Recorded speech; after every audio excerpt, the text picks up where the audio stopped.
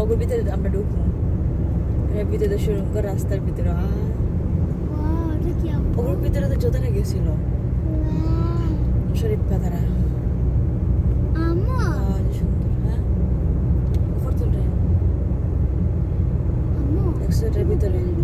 আমরা তো একটা সিগন্যাল পাইলাম না পাওয়া লাগবে না বসো দেখো তুমি দেখছো আমরা এটা কিতার ভিতরে ঢুকছি